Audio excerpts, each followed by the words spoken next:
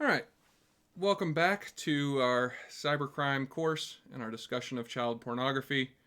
Um, Child pornography is a problem that is not easily solved.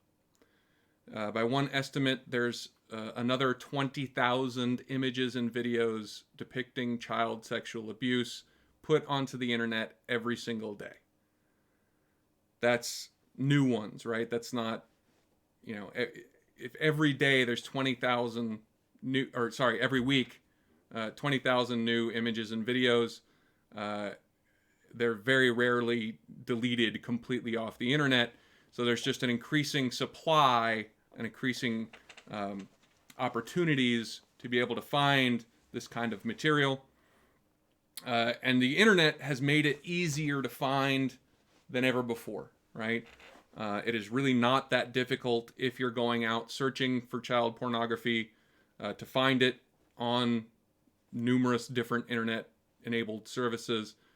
And it's really difficult to catch people who have and trade child pornography. The percentage of all the people who indulge in that activity who get caught is, obviously unknowable, but it's by all accounts very, very low.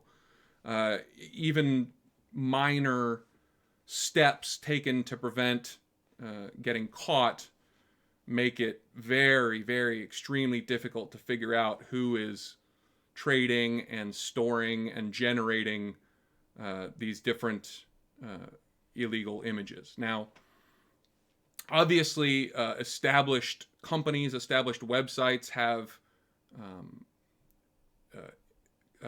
desire and legal backing to prevent child pornography from being shared on that website or via that service. But the rise in peer-to-peer file sharing, which we discussed back in our section on digital piracy, has made it so much easier for people who have and want more child porn to trade it back and forth with other users without having to go through that kind of website or service middleman, so to speak, making it much easier to share, much easier to find, much more difficult to get caught. And it makes it so that, there isn't that third party who has both the will and the ability to stop that service being used. A lot of times when people are caught with child porn, they claim that it's accidental, right? They were attempting to acquire legal pornography. Somehow, child porn slipped into that acquired legal pornography. And when I worked at a digital forensics lab many years ago, and according to the analysts there, it was very easy to tell when this was true and when it was not. If they got hold of somebody's hard drive and there was a lot of legal porn on there and one or two child porn images, it made sense. That was very clearly they weren't specifically seeking out child pornography. It made sense that one or two images was an accident and had just been kind of included in a larger collection of legal pornography. But then there were the people who had hundreds or even thousands of child porn images and videos, and that was very clearly not accidental, right? And according to them, there was nothing in between. It was one or two or hundreds or more, with nothing kind of in that middle range. And thus, it was fairly easy to tell when somebody's claim of, it was an accident, is actually truthful. It was a very easily identifiable either lie or truth by that person. So,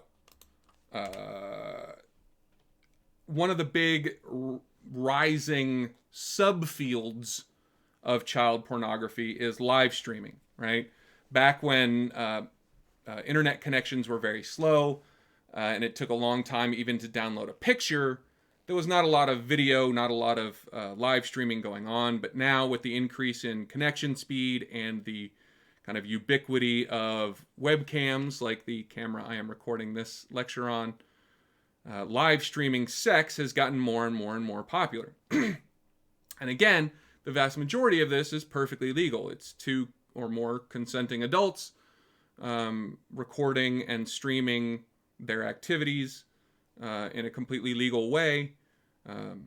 But unfortunately, that same technology, that same ability is being used for child pornography as well. And this is a growing problem.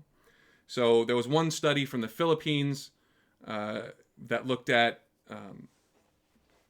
all the different kind of live streaming webcam enabled video shows, found that 43 out of every 10,000 were used for sexual abuse of a child in 2014, but that 43 out of 10,000 rose to 149 in every 10,000 just a few years later.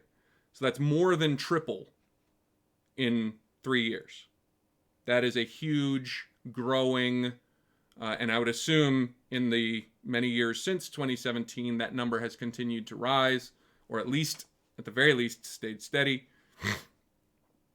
Just because it is a very easy thing to do with modern technology and modern connections. And it makes a lot of money, right?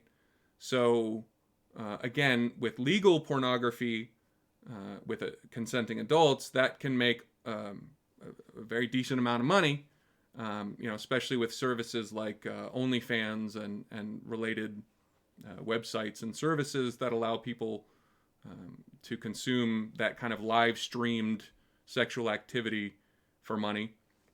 But with children, it can be even more profitable just because it's harder to find, more of a kind of niche audience because it's illegal. So people can make a lot more money streaming child sexual abuse than they can working any sort of legitimate job in a lot of the different parts of the world. Now, kind of a related issue to child porn is the idea of grooming. And this is kind of what we discussed in the previous subsection when we talked about To Catch a Predator. That was grooming. And with grooming, what happens is an offender over the age of 18 uses some kind of social media, some kind of messaging system to find young people under the age of 18 who they want to groom and mold into a sexual abuse victim. And it usually starts off very light, very friendly. It starts off as just a friendship of an older person to a younger person, sometimes slightly older, sometimes much older. Innocuous images are shared. Oh, doesn't this look really cool? And it's a completely clothed, non-sexual kind of thing. Oh, here's a picture of me, in a completely clothed, non-sexual way. And then it slowly escalates. It gets a little bit more sexual, a little bit more sexual, a little bit more intimate, a little bit more personal, until finally, either you get the generation of child pornography, or you get a physical encounter, right? The two people, the older offender and the younger victim, decide to meet up somewhere, and the older offender is able to actually physically abuse that young person. So this is a process that is disturbingly common, disturbingly easy for offenders to do. And this is one of the reasons that there's a wide market for child protection software for computers and cell phones and such, so parents can help protect their children from offenders trying to groom them, trying to entice them on social media, while still allowing children to experience social media and, have contact with their friends and use social media for all the things that it's supposed to be used for. But again, that is kind of a delicate balancing act by parents and other guardians of children to try to let them experience the online world without letting them become victims of this kind of process. One of the places that child pornography has become relatively ubiquitous is the dark web. And we've discussed the dark web or the deep web in previous sections. And again, this is just the parts of the internet that are not indexed by search engines. So you can't just Google the name of a dark web website. You have to know where to go. You have to know how to access it. You need special software to access it. Usually a web browser like Tor. Tor is a web browser just like Google Chrome or Mozilla Firefox or Microsoft Edge that has a built-in proxy service. And we've discussed proxy services in previous sections as well. But Tor and other web browsers like it have a built-in proxy, and thus you have to use one of those services to connect to these dark web websites, which makes it not completely untraceable, but very, very difficult to trace. Much more difficult to trace than a regular website, a regular internet connection would be. And it gives people either buying or selling or trading child pornography the ability to evade detection and evade prosecution when they're connecting to these websites and, again, buying, selling, or trading this kind of child pornography. If they are buying or selling, the transactions are almost always done via cryptocurrency, which, again, we have discussed in previous sections. But cryptocurrency, like Bitcoin, is much more difficult to trace from a monetary perspective, which makes it much more difficult for law enforcement to track and prosecute and use one, if they catch one person involved in a large group, it makes it much more difficult to connect that one person to any of the others. So this dark web and the cryptocurrency and the proxies and all those things give people who engage in that kind of behavior a measure of safety and a measure of protection from law enforcement and prosecution. And because they're kind of, a very distinct subculture of people who engage in either physical or pornographic abuse of children, they've developed this kind of subculture, a group where they can have areas and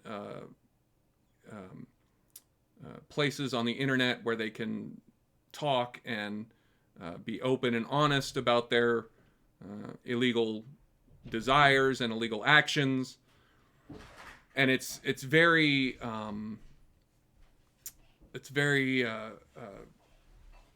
self-reinforcing, because there is so much vilification of this kind of activity by the vast majority of people in the larger culture. But within this subculture, they can find support, they can find camaraderie, they can find understanding by others who also have these desires and perform these actions. And once again, we have to bring in the Sykes and Matza, the techniques of neutralization, the methods people like this use to say, yes, I did a bad thing, but I'm not a bad person because, right? And two of the techniques of neutralization that are commonly used by people in this subculture are denial of the victim and denial of injury. And denial of the victim is essentially saying, well, they wanted it. It wasn't me trying to have intercourse with a child. It was the child really wanted to have intercourse with me. They started it. They came on to me. They instigated the sexual encounter. They instigated the pornographic images and videos, which is, again, because children can't consent, is a bunch of nonsense, but they've convinced themselves that it's true. They've convinced themselves that they're not the problem. They're only having consensual sexual encounters or consensual created pornography with these victims. And then the second one there is denial of injury, which is, yeah, nobody got hurt. No, there was no damage done. It was a perfectly acceptable, perfectly consensual encounter. There was no damage to anybody, which again overlooks the usually very severe psychological and emotional and even physical damage done to children when they're have some kind of sexual encounter at that young age. All right, once again, we're going to take a break. We'll be back with another subsection in just a moment. Thank you for watching.